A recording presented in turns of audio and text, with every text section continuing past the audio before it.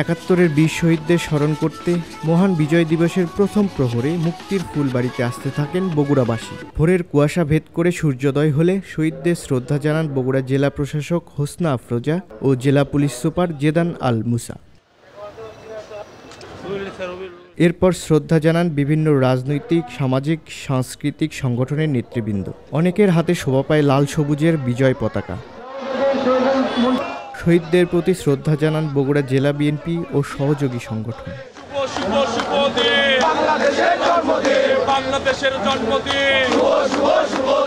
শ্রদ্ধা নিবেদন শেষে জেলা বিএনপির সভাপতি বলেন, বাংলাদেশের প্রত্যেকটা মানুষ আজকে আগস্ট বিপ্লবের পরে নতুন বাংলাদেশে আজকে প্রথম আমরা বিজয় দিবসে আজকে আমরা পুষ্পস্তবক অর্পণ করলাম।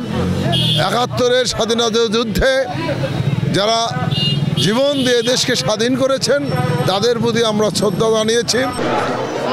এদিকে মহান বিজয় দিবস উদযাপন উপলক্ষে বীর মুক্তিযোদ্ধা ও শহীদ পরিবারের সদস্যদের সংবর্ধনা অনুষ্ঠানের আয়োজন করে জেলা প্রশাসক। এ সময় শহীদ মুক্তিযোদ্ধা পরিবারের হাতে শুভেচ্ছা উপহার তুলে দেন জেলা প্রশাসক ও পুলিশ সুপার।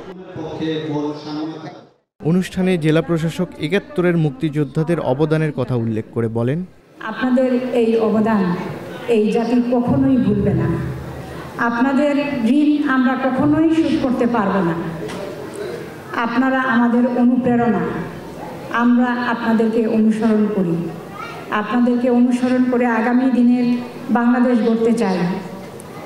স্বাধীনতার ৫৩ বছর পরেও আপনাদের সেই কাঙ্ক্ষিত বাংলাদেশ গড়ে তুলতে পারিনি আমরা, যার কারণে আমাদের এই তরুণ প্রজন্ম আমাদের সেই জুলাই গণ অভ্যুত্থান ঘটিয়েছে।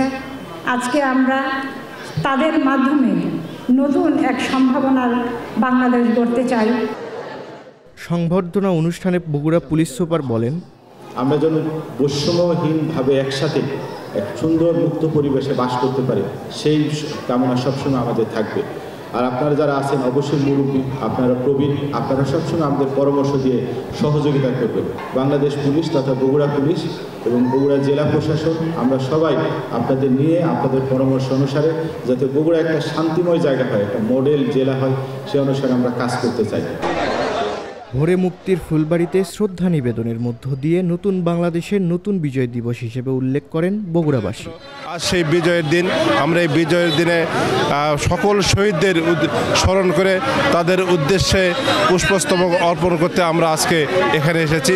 শ্রদ্ধার সাথে স্মরণ করি যাদের রক্তের বিনিময়ে আমরা দেশ পেয়েছি। মানুষের ভিতর এক ধরনের প্রাণ চাঞ্চল্য ফিরে পেয়েছে। আজকে মানুষের স্বতঃস্ফূর্ত অংশগ্রহণ দেখে আমরা অভিভূত হয়েছে। মহান বিজয় দিবস উপলক্ষে দিনব্যাপী বিভিন্ন কর্মসূচি গ্রহণ করেছে জেলা প্রশাসন। সকালে শিশু কিশোরদের মাঝে চিত্রাঙ্কন প্রতিযোগিতা ও মোহাম্মদ আলী হাসপাতাল মাঠে আয়োজন করা হয়েছে দিনব্যাপী বিজয় মেলার। রাজনৈতিক দলমত নির্বিশেষে বৈষম্যহীন বাংলাদেশ গড়ার প্রত্যয় ব্যক্ত করেন সবাই।